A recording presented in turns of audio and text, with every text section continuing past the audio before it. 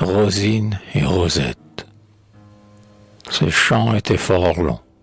Il n'a plus qu'une page. C'est fait. N'y pensons plus. Mais c'est vraiment dommage. Maintenant, n'allez pas, lecteur, le regretter. Il paraît qu'il était ennuyeux à crier. On a donc très bien fait de l'ôter. C'est plus sage. Mais ce conte-là, ce n'est pas le premier qu'il fallait supprimer. C'étaient les 12 ensemble, car ils se valent tous à peu près. Il me semble qu'on pourrait comparer ce chapitre défunt, sans trop lui faire tort, à la mort de quelqu'un. Ceux qui restent, ma foi, sont bien les plus à plaindre. C'est d'eux, évidemment, qu'il faut avoir pitié. Ces pauvres survivants, c'est pour eux qu'il faut craindre. Leur tendrez-vous la main? Leur avenir entier dépend de vous, madame, et de votre amitié. Soyez leur indulgente, et dites-vous sans cesse, quand vous leur y sévère, enfant de ma paresse, que l'auteur est bien jeune et que, le ciel l'aidant, il pourra faire mieux quand il sera plus grand. Tâchez d'aller au bout. Ma frayeur est extrême, songez donc. La jeunesse a besoin d'un appui. Soyez le mien, et si 2 vers vous ont souri, ne les oubliez pas. J'ai besoin que l'on m'aime. Je pars, sans bien savoir même où je vais aller, ainsi qu'un oisillon trop prompt à s'envoler, qui tombe sur le sol à chaque pas chancelle. Mon poème embrouillé, jusqu'à son dernier chant, s'en va tout de travers, et m'amuse infidèle, en se moquant de moi trébuche à chaque instant. Ô vous qui me lirez, soyez meilleur qu'elle. Cet exorde entendu, je commence. D'abord, Rosine était comtesse et se respectait fort. Plus coquette et veuve à 19 ans. Ensuite, dire qu'elle était bien, c'est ce que vous pensez. Dire qu'elle était mieux ne serait pas assez. Un pied, comme la main, et la main si petite qu'à peine y voyait-on la place d'un baiser. Des yeux bleus et foncés, des cils longs à friser, et des cheveux. Sachez, pour les dire plus vite, qu'il n'était brun ni blond, avec un reflet tel qu'à sa vierge albéenne en donna Raphaël. On dit, de maison d'Albe, et j'écris, albéenne. Ce mot-là nous manquait, je mérite un fauteuil. Sachez donc qu'au printemps, dans sa villa d'Auteuil, notre comte China s'en fut porter un deuil d'une tante éloignée de noblesse ancienne, dont vous m'épargnerez de faire l'oraison. À Paris, dans le monde Rosine était reine, de temps à autre un deuil est une bonne aubaine. Le gris est si divers, et le noir si bon ton. La pâleur aux yeux bleus donne un si doux rayon, puis moitié pour poser la femme qui s'ennuie, moitié pour le printemps dont il faut profiter, parmi ces frais lilas roses à la transporter, ses amoureux, son luxe et sa mélancolie.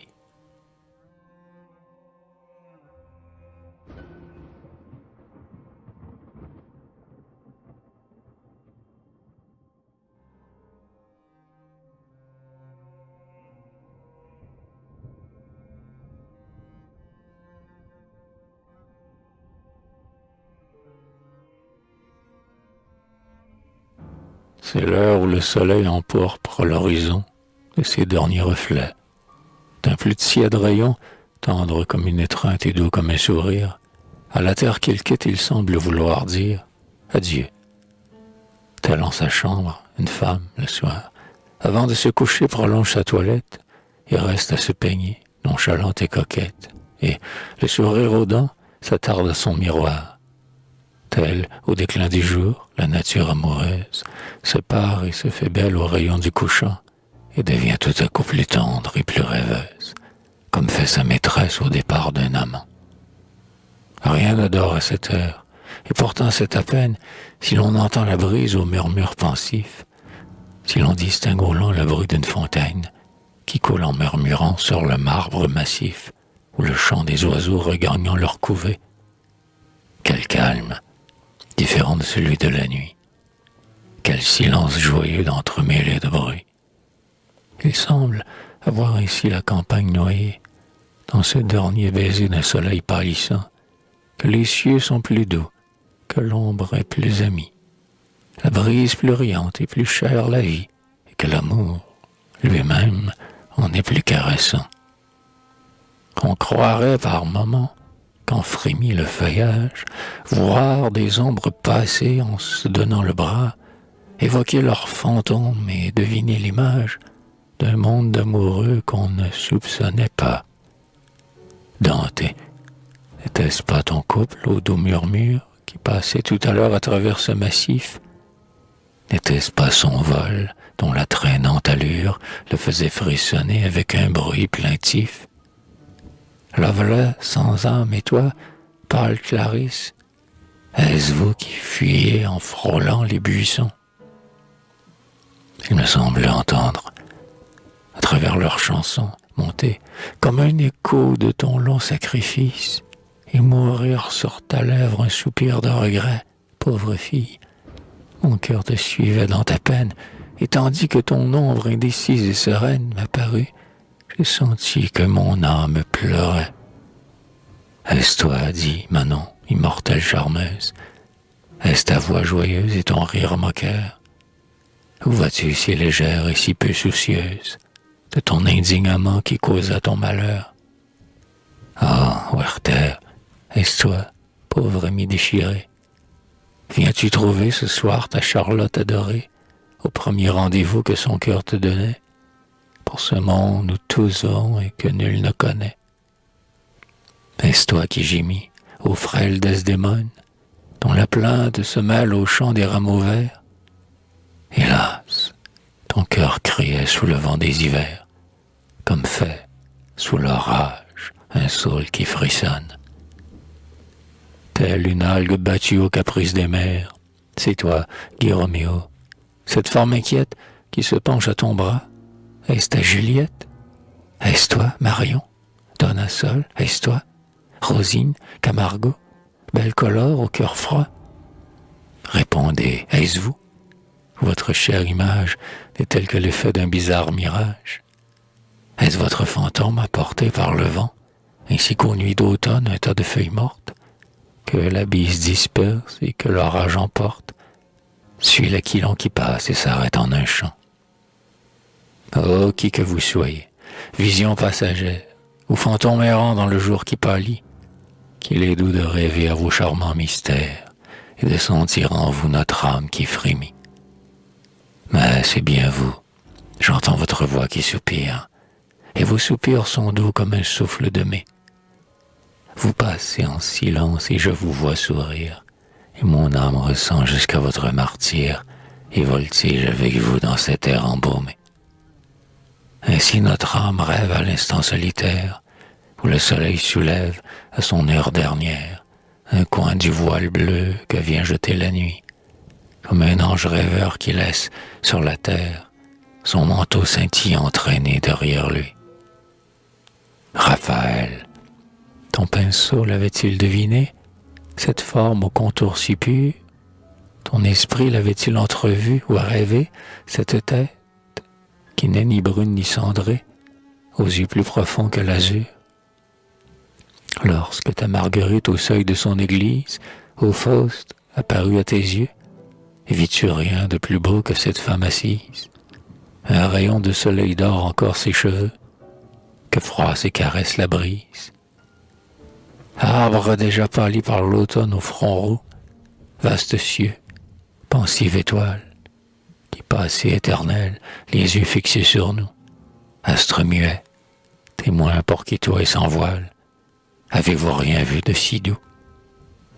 Qui donc est cette femme, en la voyant assise, immobile, troublée, inquiète, les yeux vers le sol, on dirait la statue indécise d'une vierge hésitante ou d'un ange amoureux qui lutte encore avant de renoncer aux cieux.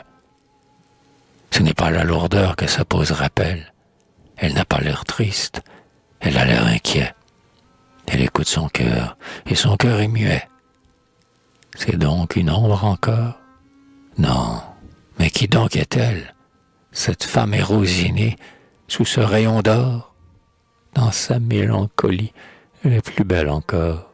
Elle est charmante ainsi, Ce cadre de verdure rehausse encore sa grâce et lui sert de parure. Mais elle n'est pas seule. Assis à quelques pas, un jeune homme au front triste et beau la considère de son regard profond. Il a l'air un peu las. On devine aisément qu'une pensée amère a dû plisser sa lèvre indolente, et ses yeux s'attachent sans relâche à celle qu'il supplie, comme pour demander ou la mort ou la vie à ce regard de femme errant et soucieux. On sent que ce regard le fascine et l'attire. Rosine, cependant, continue à rêver. Il semble qu'elle ait peur de ce qu'elle va dire. Mais lui, d'une voix grave, avec un doux sourire. Quel silence, Rosine, et qu'en dois-je augurer? Ces mots que votre bouche hésite à murmurer, soyez franche, sont ceux que je tremble d'entendre. Si je l'ai deviné, pourquoi vous en défendre? Pourquoi rester muette et me laisser au cœur un doute plus cruel encore que sa douleur? Et surtout, je sais bien ce que vous m'allez dire, Stello, mais songez donc, vous me forcez ici d'accepter un amant ou de perdre un ami. Rosine, écoutez-moi. Pour un homme, le pire qui lui puisse arriver quand il est amoureux, c'est de se voir bercé de ce mot vague et creux qui, s'il n'est un mensonge, est encore un blasphème. Que me fait l'amitié de la femme que j'aime? J'aime, c'est dire assez qu'il me faut votre corps, vos larmes, vos baisers, votre âme tout entière. Et vous allez m'offrir une telle misère? Appelez vos laquais pour me jeter dehors. Soyez plus charitable en étant plus altière. Avouez-moi plutôt que je vous fais horreur et que vous m'exécrez, que mon amour vous blesse. Mais ne me plongez pas ce poignard dans le cœur d'avoir encore pitié de moi dans mon malheur. Vous me comprenez mal, j'en ai de tristesse, failli pleurer, Stello. Maudite ma tendresse, qui fait naître une larme en un regard si doux. Oh ma reine, oh pardon. Rosine souriant. Vous passez à l'extrême. Ne soyez point trop tendre après ce grand courroux. Vous aimais-je en ami? Je l'ignore moi-même. N'ayant jamais aimé, sais-je si je vous aime? Non, vous ne m'aimez pas. Je le crois comme vous, c'est vrai, car je sens bien qu'un jour, s'il se réveille, mon cœur, qu'on dit absent, qui peut-être sommeille, en attendant son heure, inondera mes sens, comme un torrent sans frein qui renverse ou qui brise, ou qu'il m'envahira dans une ardente crise, comme un feu sous air comprimé trop longtemps. Certes, l'émotion que votre vœu me cause est bien loin de cela, pour être de l'amour, mais c'est que vous étiez pour moi jusqu'à ce jour, je ne m'en rends pas compte, et non, c'est autre chose que le vague plaisir que j'avais de vous voir. Votre voix m'était douce et j'aimais à l'entendre. Je vous aimais enfin, à quoi bon m'en défendre? J'étais heureuse en vous attendant chaque soir. Mettiez-vous une amie? Vous mettiez plus peut-être.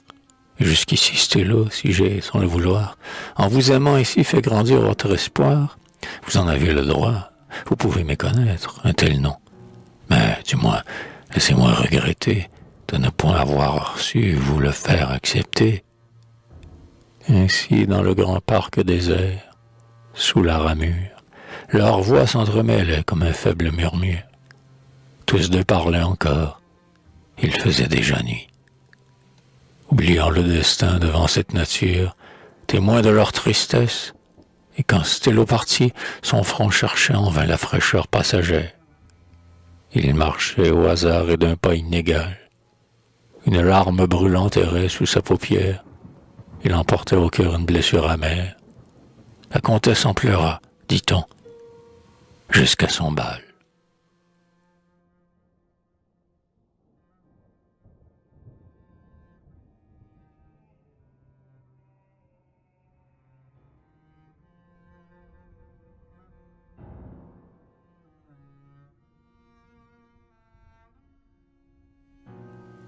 Si vous avez connu la mine la plus fière, le bras le plus vaillant et le plus noble cœur, le cœur le plus aimant qui fut jamais sur terre.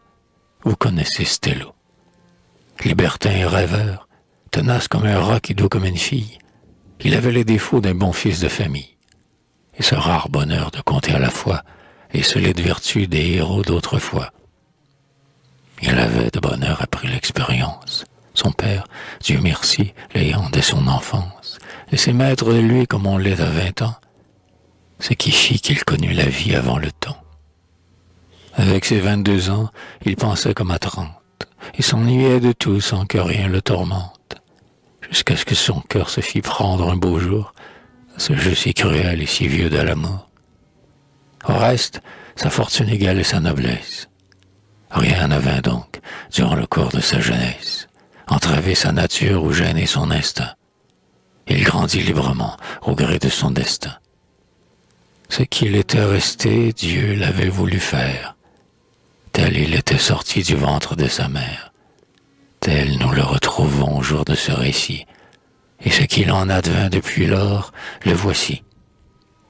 Avec de pareils dons que lui fit la nature, je vous laisse à penser, sans compter sa figure, si Stello dans le monde eut bientôt des amis.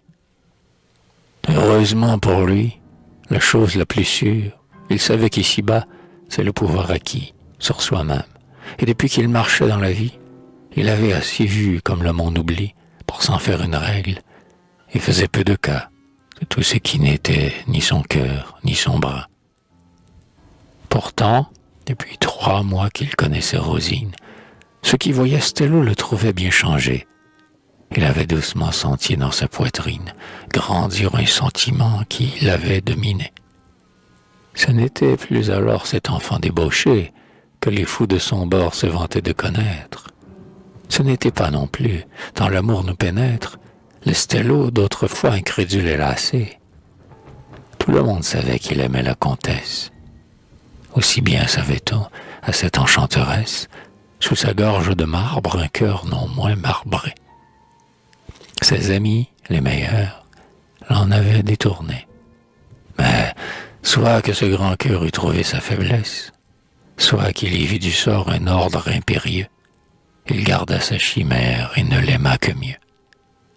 C'est une chose étrange et bien inexplicable que ce bizarre aimant qui, d'un être vivant, fait l'ombre d'une femme et, comme dans la fable, attelle au même joug un couple différent. Quel mystère inouï, quel sort inexorable jette au hasard 2 cœurs dans un même courant. Quel est l'esprit boiteux qui fait ces injustices? Est-ce un mauvais génie, ami des maléfices, s'acharnant ce jeu de mortelle douleur? Si le Dieu qui, du moins, préside à ses caprices, daignait, dans ses cruels et lâches sacrifices, ne se faire immoler que de vulgaires cœurs. Encore c'est sa fatale et maudite puissance, sans chercher ici-bas les fronts qu'elle a marqués, se contentait de prendre avec indifférence, aussi bien ceux qui n'ont noblesse de naissance, ni noblesse de cœur, pour ces festins blasés.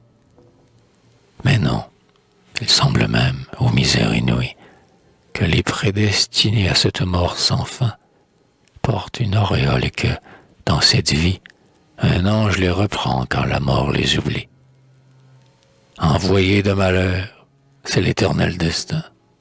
Hélas, le feu du ciel, ni des fureurs sublimes, ne menacez jamais que les plus hautes cimes. Plus l'arbre est élevé, plus il craint l'aquilon. La douleur est sur terre et choisit ses victimes, parmi ceux dont le sceau du génie est au front. Ils avaient donc raison, tous, avec leur morale. Notre fier Stello, malgré son beau front pâle, sa belle âme et son nom, partait, le cœur brisé. On prétend qu'il avait juré d'être vengé. Quoi qu'il en soit, 2 jours après cette soirée, qui décida son sort, la dernière pour lui, de laquelle il sortit l'âme désespérée, seul, désormais, errant au hasard dans la nuit, Stello quittait Paris.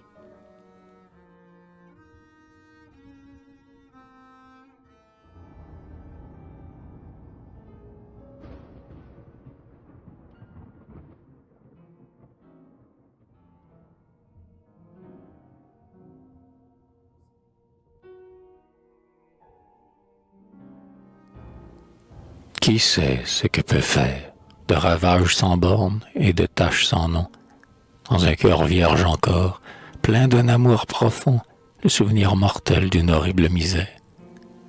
Qui sait dans quelle nuit, dans quel abîme obscur va se perdre à jamais une âme désolée. Qui sait quel lupanar, qui sait quel antre impur attend le désespoir au sortir d'une allée pour lui souffler au corps une vengeance usée. Qui connaîtra jamais de quel rude sillon se creuse un cœur atteint d'une telle torture, et quel venin terrible en greffe la morsure sur le cœur le plus noble ou le plus noble front. Qui connaîtra jamais, quand l'amour leur renie, où va le malheureux en se frappant le cœur, prostituer l'amour dont il faisait sa vie, et, blasphémant son Dieu, son âme et son génie, rire lugubrement de sa propre lourdeur. L'amour, le grand amour est ce baume suprême, qu'à ses derniers soupirs on verse au moribond. Il va mordre en plein cœur cette chair déjà blême. L'homme pénètre encore de sa souffrance même, mais s'il succombe, alors le baume le corrompt.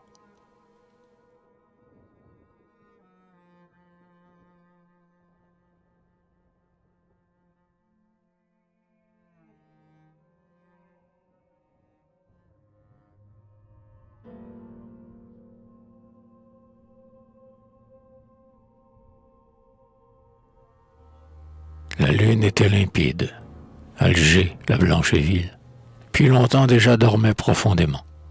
Et depuis la Casbah jusqu'à la mer tranquille, on n'eût pas entendu le mulet d'un Kabyle, ni vu glisser au mur le manteau d'un amant. La nuit splendide et calme étalait ses étoiles sur sa coupe d'azur. On eût dit qu'au ciel bleu, par ces milliers de trous dans les plis de ses voiles, la terre eût entrevu les domaines de Dieu. La rue était sans bruit. La plage solitaire, sous l'écume d'argent que fait la vague arrière, berçait dans les échos son chant triste et rêveur. Pas un oiseau de nuit sur le rivage en pleurs, nulle voix n'animait la muette mosquée. Pas même un frôlement de mauresque masqué, gagnant quelques ruelles étroites et désertées. Le port semblait une ombre et la ville un tombeau. Cependant, à travers le murmure de l'eau se mêlait par moments, pour l'oreille attentive, un plus étrange accent que la brise plaintive qui, sur ses bords, le soir, incline l'oranger. Plus sourd que le fracas des lames sur la grève, et pareil à ces cris que l'on n'entend qu'en rêve, dans les folles terreurs d'un sommeil mensonger.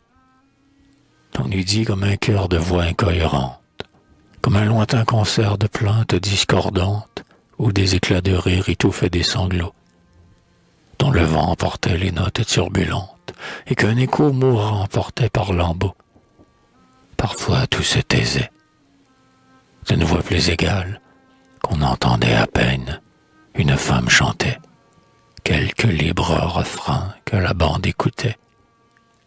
Puis le cœur reprenait sa folle bacchanale, comme fait, dans la nuit, une troupe infernale, qui tantôt meurt dans l'ombre, qui tantôt renaît. 6 mois sont écoulés. Du passé, plus de traces, qu'un chant mystérieux dans les échos plaintifs. C'est une nuit d'orgie à se voiler la face. Le vin répand l'ivresse et les amours lascifs. Qui parle du passé? La peste du trappiste, qui vient gémir ici. Georgette, mon cher cœur, tu me laisses mourir de soif. Maudit chanteur, c'est à lui qu'a la faute avec sa chanson, triste comme un souper sans femme. Ô diable l'aubergiste, heureux celui qui dort quand il est gris. Tonnerre, quiconque a le vin triste est un méchant buveur. Hors d'ici les regrets et la mélancolie, je veux boire ce soir à tout ce qui s'oublie. Aux filles, au bon vin, à l'homme, au monde entier, à la littérature, à la gendarmerie. Boirons-nous à l'amour? Mais l'amour fait pitié. On abuse du mot, c'est une maladie, à la santé de ceux qui croyaient à l'amour. Il chante avec le cœur et sa compagne en faisant sonner sa bourse dans sa main. Non, non, non, non. Voilà ce qu'aime Margot. Barbacus ivre-mort. C'est une pauvre espèce que ces malheureux-là s'en vont nuit et jour, dans le creux des échos déclamant leur tristesse. L'amour, même au théâtre, est un moyen usé. D'abord, c'est mélodrame. Mais Georgette élevant son verre. À toi, mon adoré. Ma belle, cela vaut un baiser. Que je meure, si je n'ai pas vidé 10 flacons tout à l'heure. Ventre et boyau, jamais je n'eus tant de gaieté. Les murs sont à l'envers. La belle danse. Vous avez tous la tête en bas, les pieds en l'air. Morbleu, c'est évident, je sais ce que j'avance.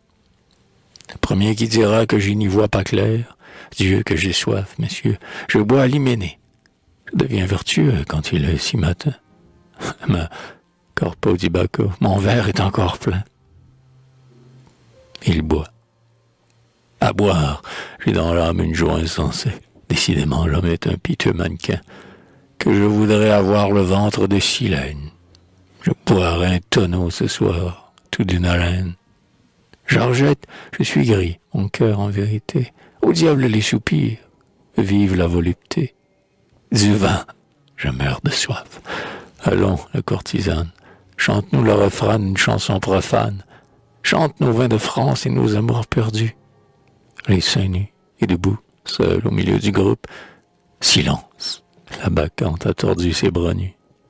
Sa lèvre brille encore des rubis de la coupe. Chanson de Georgette. Vive le vin, les nuits d'ivresse. Vive la table et la beauté. Vrai Dieu, la vie enchanteresse. C'est le plaisir et la paresse. Rien n'est vrai, hors la volupté. Vive l'amour des courtisanes, l'amour qui s'obtient sans effort. Vive les yeux de ces sultanes, les baisers sur les ottomanes, quand le vin ruisselle avec l'or. Malheur aux femmes de ce monde, honte à ces bégueules sans cœur. Leur métier de vertu profonde est encore 100 fois plus immonde que notre métier d'impudeur. À nous leurs maris et leurs frères, nous autres, les filles sans nom, nos calèches sont plus légères, et leurs fils boivent dans nos verres pour nous venger de leur affront. Vive la clarté des bougies, vive la débauche et le bruit, comme les lèvres sont rougies. Les yeux pâlis par les orgies ne brillent plus qu'après minuit. D'ailleurs, nous sommes les plus belles, et partout, c'est nous qui trônons. C'est pour nous qu'ils sont infidèles, mais ils ne valent pas mieux qu'elles. Ces beaux fils que nous ruinons. Ouais, votre sottise est étrange, car vous nous faites les yeux doux et nous méprisez en échange. Mais vous nous traînez dans la fange, sans pouvoir vous passer de nous. À nous, vos jeunesses rendues, vos bijoux, vos chevaux de prix, vos amours, vos santés perdues. À nous, filles vendues, pour nous venger de vos mépris. Vive l'atmosphère étouffante qui se répand dans un festin, puisque c'est le vin que je chante. Plus la chaleur est accablante, meilleur encore en est le vin. Vive le vin, les nuits d'ivresse, vive la table et la beauté. Vrai Dieu, la vie enchanteresse, c'est le plaisir et la paresse. Rien n'est vrai hors la volupté. Ta chanson a menti, Georgette, c'est immoral. Dieu qu'il est bête, allez au diable. Au diable? Bon, j'y suis. Le trajet n'est pas long. Vive Dieu, l'enfer est en fête. Ma foi, le Bourgogne a du bon. Ma voisine dort comme un plomb. Tout ce vin me porte à la tête. Vive le diable et le maxon. Vive Georgette et sa chanson. Georgette a lu de mauvais livres. L'auteur. C'est moi. Vous êtes ivre. Il roule de sa chaise. Ouais, oh là, oh bravo. Silence. En triomphe, Stello. Il faut le coucher sur la table. Parle donc. As-tu soif? Que diable? Il ne fait pas un mouvement. Salut, c'est le roi de la fête. Monte à côté du roi, Georgette, et verse à boire à ton amant. Tel dans la campagne, à cette heure attardée, l'orgie osait troubler le silence des bois. La maison d'où partaient ces cris et cette voix était celle où Stello, cette même soirée, sur la fin d'un souper, se trouvait ivre-mort. Ainsi que l'avait dit un ami charitable, sans qu'il pût dire un mot, ni faire un seul effort, on l'avait de son long étendu sur la table, où le seigneur du lieu trônait, sans sourciller, les pieds dans les débris d'un salmi de faisane, tandis qu'un jambon d'York lui servait d'oreiller.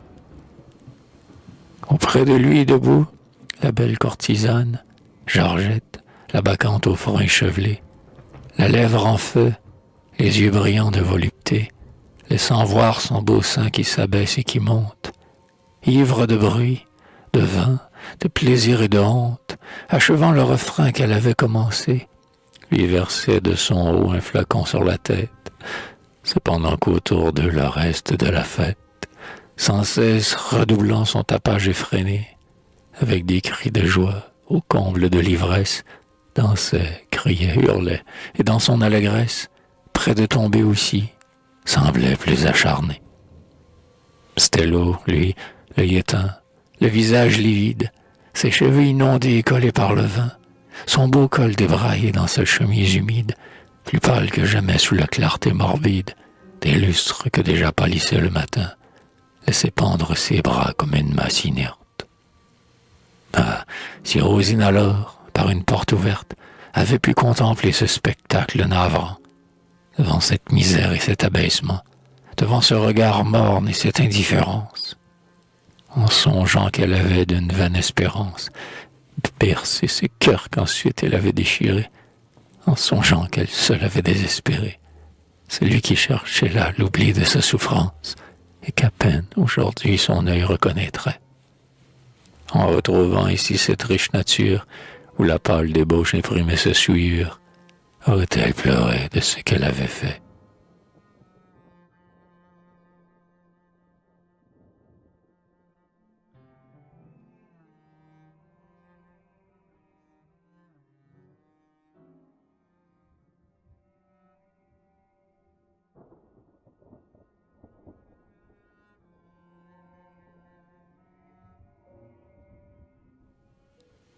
Depuis tantôt 6 mois qu'il menait cette vie, cherchant en vain l'oubli qu'il ne pouvait trouver, après avoir couru par toute l'Italie, suivi du train royal d'un prince qui s'ennuie. Un soir, notre héros débarqua dans Alger. Son luxe pouvait seul égaler sa folie, et, pour le coup, Stello se ruinait bel et bien. Les faciles amis qu'il traînait à sa suite prévoyaient, sans aller ni plus loin ni plus vite, que leur hôte, en 2 ans, mangerait tout son bien. Lui-même, il le savait, glissait de plus belle, sur la pente fatale où nous pousse l'ennui. Il disait seulement, sa ruine vint-elle, qu'il partirait avant qu'on en sût la nouvelle, et qu'on n'entendrait plus, dès lors, parler de lui. Pour le moment, Stello, sans souci de la vie, menait un train de prince en son château d'Hydra. C'est là que nous l'avons, par une nuit d'orgie, retrouvé, s'affolant en noble compagnie, fort épris de Georgette et gris comme un soldat. Oh, dédale du cœur, labyrinthe plein d'ombre, mystère de l'amour, au palais, aux décombres, qui de nous a jamais sondé ta profondeur? Ceux qui l'ont voulu faire en sont morts de douleur, sans avoir vu la fin de tes détours sans nombre. Si basse est donc ta voûte et ton chemin si sombre, que, parmi tant de fronts que ton air a flétris, les plus hautains soient ceux qui sont les plus meurtris.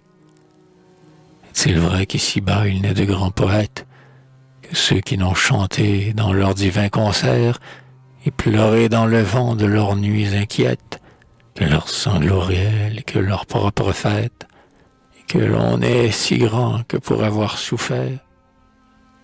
Se peut-il donc, mon Dieu, que l'amour d'une femme, une misère, un rien, un caprice écouté, jette, ainsi qu'une tête au tranchant d'une lame, notre cœur dans la boue et qu'il creuse en notre âme une plaie où se va perdant l'éternité?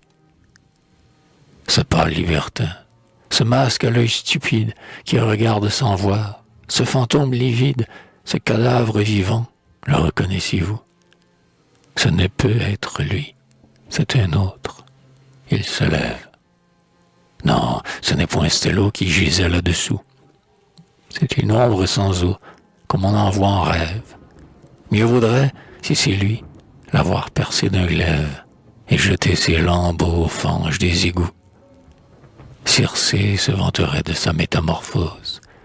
Ce ne peut être lui. C'est une horrible chose, cependant, que de voir un aussi jeune front parler déjà courbé sous cet immonde affront. C'était pourtant bien lui, cet enfant qui, la veille, capable de tout bien comme de tout honneur, osait parler d'amour et croyait au bonheur.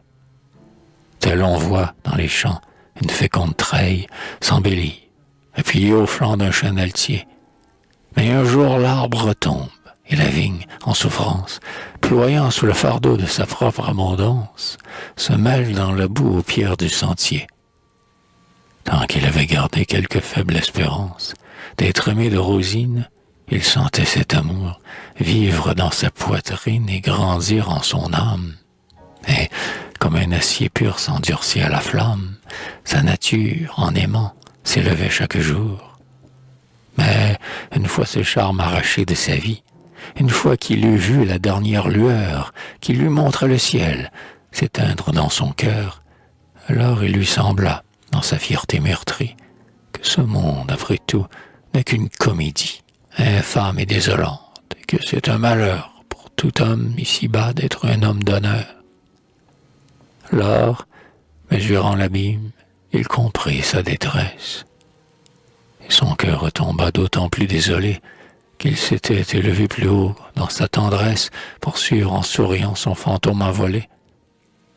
C'est ainsi que l'on voit, dans le soir étoilé, un nuage qui passe emprunter un visage, dont notre œil se complaît à suivre le mirage. Et qu'enfin, quand la brise en disperse l'image, réveillé tout à coup de ce rêve enchanté, notre cœur se débat dans la réalité. Grandi par son amour, c'est par lui qu'il s'abaisse. Plus vaillant fut Stello, plus morne est sa faiblesse. Tout ce qui l'eût fait grand se tourne contre lui, et c'est son propre cœur qui le tue aujourd'hui. C'était bien lui. Son cœur tressaillait en lui-même. En vain il refoulait, par un effort suprême, ses larmes et ses cris et sa folle douleur. En vain il affectait une froide ironie. En vain dans la débauche il consumait sa vie. En vain, pour le tuer, il reniait son cœur. Son cœur n'était pas mort.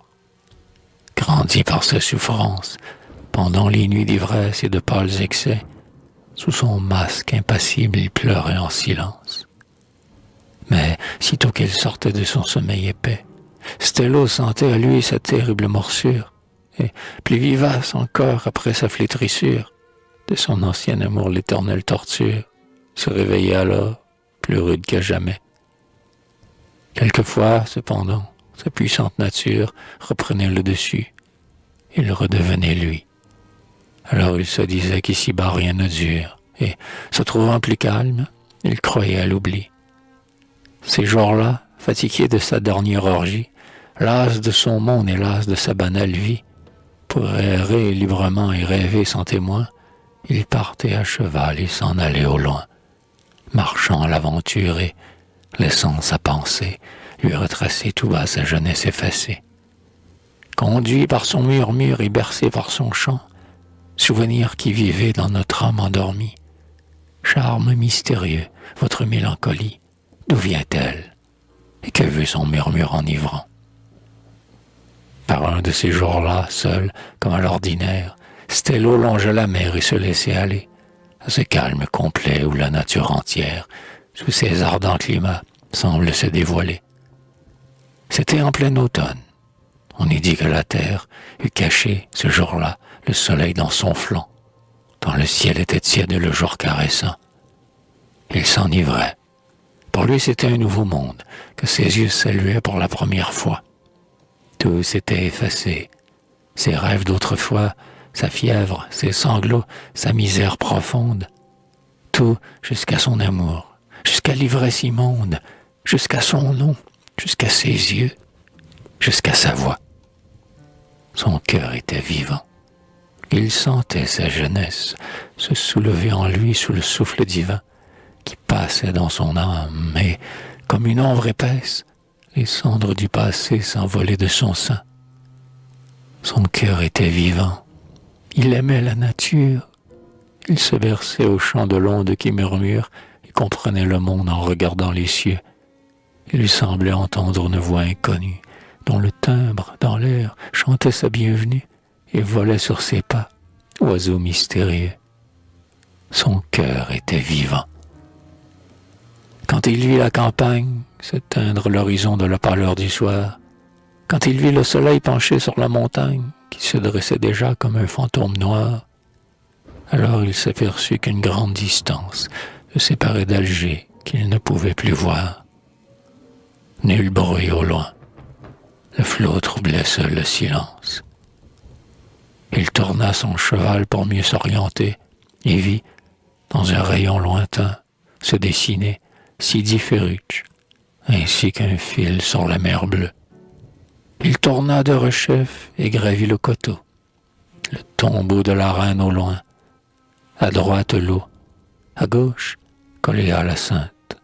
Un quart de lieue le séparait alors de ce fond sans pareil, où s'endort Bous Mahel au couchant du soleil. Stello prit le parti d'y coucher à l'auberge. Un quart d'heure plus tard, il était attablé, hôtel de la Panthère, aspirant l'air salé que franchissait le soir et qu'exhalait la berge. En face, à la fenêtre, une enfant de 16 ans le regardait dîner.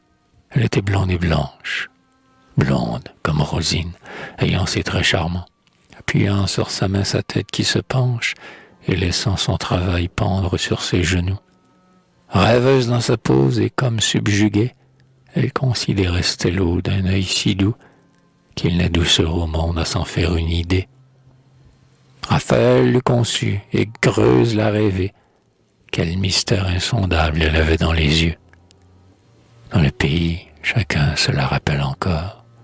Moins doux que ses regards sont les feux de l'aurore, moins profonde est la mer et moins purs sont les cieux. Providence ou hasard, quel destin sur ces plages réservait cette perle au souffle des orages. Au village on disait qu'elle riait toujours et qu'un ange habitait son âme. De nos jours, il faut aller si loin à trouver telle sornette. Quoi qu'il en soit, un ange a de moins purs contours. Du nom comme des traits, ressemblance complète, elle se nommait Rose. On l'appelait Rosette. Quand la fatalité nous trace le chemin, insensé qui s'agite et croit fuir son destin, Rose le contemplait toujours, tendre et plus belle. Pourquoi ce long regard attaché sur le sien? Pourquoi cette rougeur sur ce front de pucelle? Pourquoi ce flot d'amour qui bouillonnait en elle alors que cet enfant même n'en savait rien? Qui l'approfondira, cet éternel mystère? Chaîne d'anneaux perdus qu'on retrouve plus tard, pêle-mêle enlacés, renoués au hasard, pour se briser encore. Et quelle chaîne amère qui brise en se rompant les cœurs qu'elle resserre. Le fait que Stello pâlit horriblement. Lorsqu'en levant les yeux, il vit ce front charmant, se croyant le jouet de quelque mauvais ange. Leurs yeux s'étant croisés d'un si rapide échange que son verre faillit échapper de sa main. Et lui, se reprenant, un mouvement soudain, il le vida d'un trait avec un rire étrange. Tous deux s'étaient aimés quand revint le matin.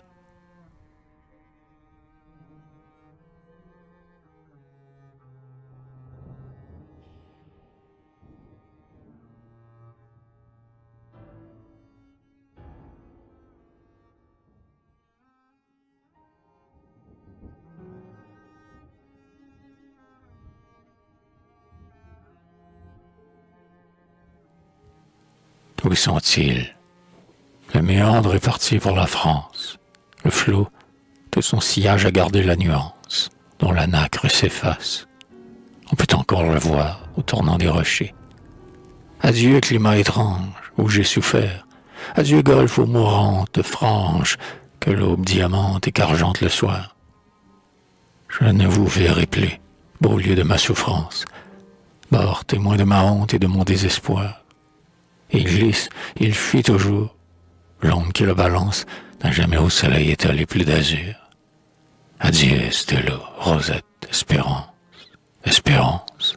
Enfant, la vie est longue et l'horizon si pur. L'horizon peut trahir et la mort nous surprendre. Sur le proue appuyé, seul et silencieux, deux jeunes gens sondaient cette mer et ces cieux qu'ils quittaient pour jamais, ne pouvant se défendre d'une tristesse éparse à travers leur bonheur. Les passagers, voyant deux âmes tant unies, se racontaient tout bas qu'après 1000 folies, de débauche et de luxe, il s'était pris de cœur pour elle qu'il avait enlevée et ravie, et qu'il s'en revenait avec elle à Paris, pour fuir les lieux témoins de son ancienne vie, de ses jours sans ardeur plus pâles que ses nuits.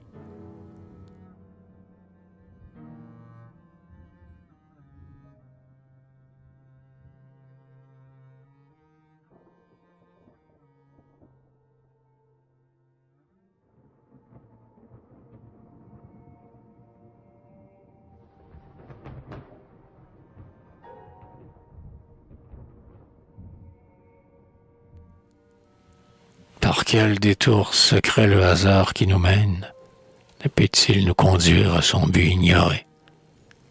Par quel fatal pouvoir l'homme est-il condamné à suivre malgré lui le destin qui l'entraîne?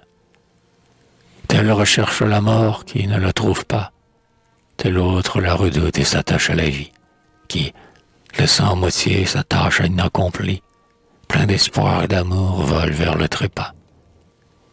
Spectre aveugle, au destin, ce monde est ton esclave. Insensé qui te fuit, malheur à qui te brave. Ô vieillard entêté qui nous tient dans la main, quel grief as-tu donc contre le genre humain, pour que le Tout-Puissant, protégeant ta vengeance, ait pu l'abandonner à ta lâche puissance?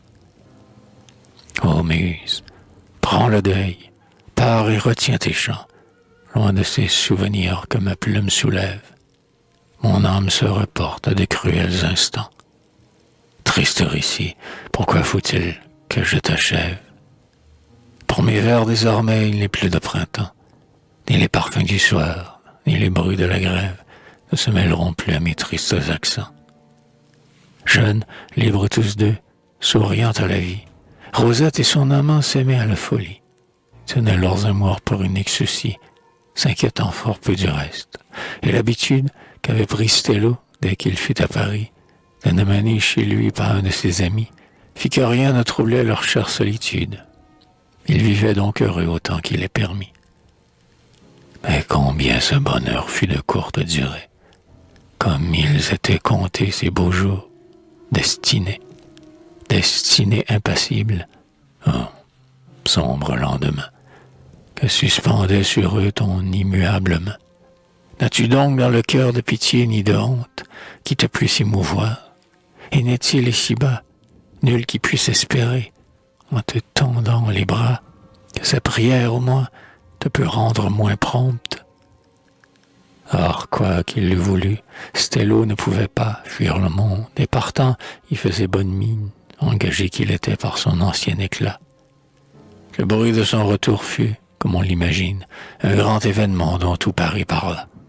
Au midi bien un peu, mon lecteur le devine, cependant tout était pour le mieux jusque-là. Mais hélas, quel bonheur jamais ne s'envola. Insensés qu'ils étaient. Ah, frémissez, madame, frémissez, car ce conte ici se change en drame. La plume, en ce moment, hésite à redresser le simple et froid récit d'aussi pénible chose. Hélas, ô ma lectrice, ôtez vos habits roses. Ô ma lectrice, hélas, vos beaux yeux vont pleurer.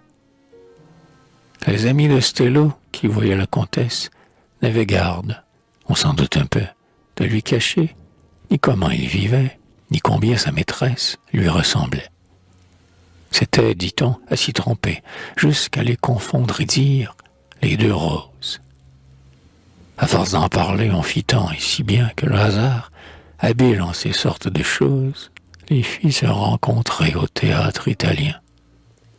Au Sphinx, entre les Sphinx, impossible à comprendre, en retrouvant celui qu'elle avait désolé, assis en face d'elle auprès d'une autre femme, en le voyant heureux et le sachant aimer, Rosine, dans son cœur, sentit comme une lame dont le contact mortel, en déchirant son âme, lui fit comprendre alors que lui s'était vengé.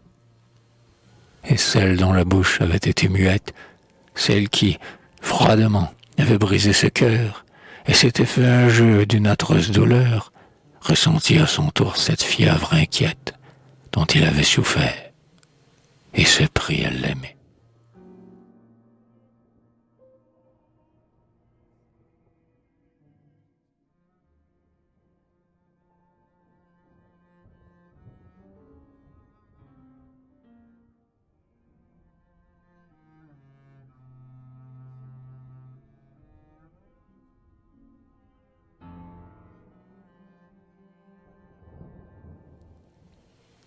Que faire au bal masqué si ce n'est d'y flâner? Quand on est amoureux et qu'on sait que s'aimer ne s'y doit point trouver. Lecteur, je vous supplie, lorsqu'on la sait chez elle et qu'on y doit aller, que faire en attendant sinon que d'y flâner? Stello pensait ainsi, rêvant sa maîtresse, et contraint d'être au bal, il flânait de son mieux, par-ci par-là, mettant un nom sur une tresse, il s'amusait de voir passer devant ses yeux ce cortège dansant et d'écouter sans cesse le gai bourdonnement de cet essaim joyeux. Il restait donc perdu dans cette rêverie, où ce flot pailleté de rire et de folie, de soie et de velours l'enfonçait pas à pas. Suivant ce rêve ami, sans en chercher la cause, lorsqu'il en fut tiré par un domino rose qui, prononçant son nom et lui prenant le bras, l'entraîna dans le bal en lui parlant tout bas. À l'azur de ses yeux pleins d'ombre et de tendresse, Stello croyait avoir reconnu sa maîtresse. Il était bien un peu surpris de la voir là, à cette heure, tandis qu'il la croyait chez elle. Peut-être aussi vexé qu'on le crût infidèle. Mais quel malhonnête amant peut-il voir à cela? Il est vrai que Rosette était peu coutumière, du fait, mais une nuit, mauvaise conseillère, avait pu lui souffler au cœur quelques soupçons. Donc, à n'en pas douter, c'était elle. La chose, au reste, était d'autant plus probable que Rose connaissait quelque peu le maître de maison. À propos de cela, madame, il faut vous dire ce qui fut fait jadis, si je savais écrire, qu'entre ces deux beautés dont il est question, la seule différence apparente et tranchée était un signe noir gros comme un grain de plomb, dont Rosette portait la main gauche marquée.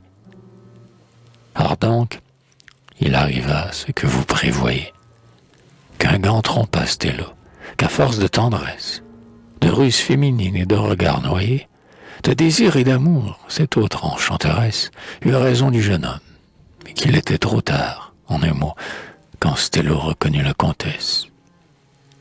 En vain eût-il voulu maudire le hasard, sa bouche ne pouvait mentir à sa pensée. Tout son amour passé lui refluait au cœur, envahissant soudain sa poitrine oppressée, sans qu'il en pût maudire ou dominer l'ardeur.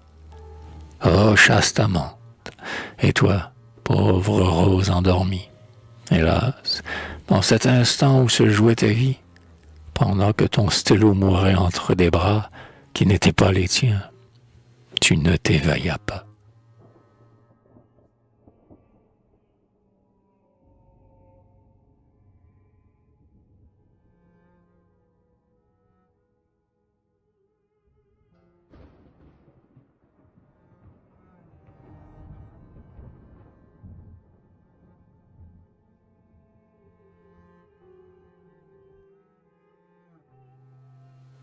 Voilà notre amoureux avec ses deux maîtresses, pareil en tout point, d'un aussi tendre amour, les aimant toutes deux et croyant sans détour rester loyales, tout en partageant ses caresses. Vainement cherchait-il à se persuader qu'il ne devait point vivre en cette double ivresse. Lui-même il condamnait sa coupable faiblesse, Ils ne pouvaient pourtant se résoudre à quitter l'une ou l'autre des deux, et rien que d'y songer, il était pris soudain d'une telle tristesse qu'il se sentait pâlir, le cœur lui manquait. Aux genoux de Rosine, il se jurait dans l'âme que son cœur, malgré lui, n'aimait que cette femme. Il faisait le serment, pauvre serment d'amour, de ne plus voir jamais Rosette de ses jours. Mais quand, la nuit venue, il revoyait Rosette, honteux et repentant, il s'avouait tout bas qu'elle seule régnait sur son âme inquiète, et, sincère toujours, lui jurait sur sa tête qu'il n'avait de sa vie aimé que dans ses bras. Quoi qu'il en soit, flottant de l'une à l'autre amie, notre amoureux menait une assez douce vie, et se trouvait si bien dans ce tendre embarras que, soit pour conserver sa chère inquiétude, soit par oubli, faiblesse ou par incertitude, soit pour toute autre chose, il ne s'en sortait pas.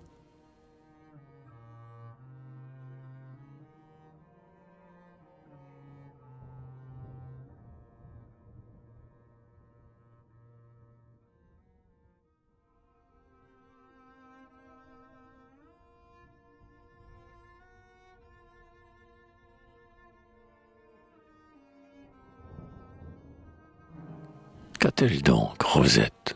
Une vague tristesse, comme un pressentiment à travers son bonheur, vient noyer son regard et donne à sa tendresse je ne sais quel accent de furtive langueur. Tu souffres? Par moments ta voix entrecoupée trahit le battement de ton cœur inquiet. Ton front moite et brûlant et ton sommeil distrait soulèvent à chaque instant ta poitrine oppressée. Pourquoi t'éveilles-tu soudain, les yeux en pleurs? Qu'as-tu donc à pleurer? Pourquoi ton beau sourire est-il d'une tristesse impossible à décrire? Quel est-il donc, enfant, ce mal dont tu te meurs? Il t'aime, lui, pourtant, et ton âme est ravie. Au seul bruit de ses pas, son amour est ta vie. Il t'a dit ce matin qu'il ne vit que pour toi. Déjà donc, ton amour, as-tu perdu ta foi? Pleure donc, pauvre fille, et soulage ton âme. Laisse-la déborder, cette amère douleur, si grande qu'elle n'a d'égal que ton malheur. Elle te vient du jour où tu vis cette femme, cette comtesse. Il aime et ton cœur te l'a dit, et tes yeux ont compris, à son mortel silence, le secret de sa vie. Et cette ressemblance t'a fait connaître aussi le mal qui te poursuit. Mais Rosine, elle aussi, souffrait d'un mal étrange, et, malgré ses serments, en femme qu'elle était, devinait par instinct que Stello la trompait. Elle eût voulu pouvoir, en se donnant le change, calmer sa jalousie et croire en son amant. Et lorsque ce serpent, s'enroulant dans notre âme, nous laisse au cœur son dard aigu comme une lame, rien n'en peut arrêter l'aiguillon déchirant. Un soir, elle insista pour qu'il vînt avec elle entendre aux Italiens le Don Juan de Mozart.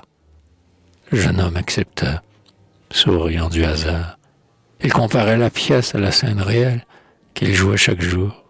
Il ne soupçonnait pas que son festin de pierre, à lui, fût aussi proche, et qu'il courait, riant de sa propre débauche, vers un sort plus affreux que son propre trépas. Comme ils venaient d'entrer tous deux dans la baignoire, un frôlement, pareil à celui de la moire, fit retourner Stello vers la loge à côté. Un sanglot en sortit alors, faible, étouffé, qui le fit tressaillir des pieds jusqu'à la tête. Il ne put prononcer que le nom de Rosette. Puis, se levant, plus pâle et plus froid que la mort, il courut à sa loge et, d'une main tremblante, relevant doucement sa maîtresse mourante, la prit et, comme un pâtre emporte un agneau mort, s'enfuit en emportant son douloureux trésor.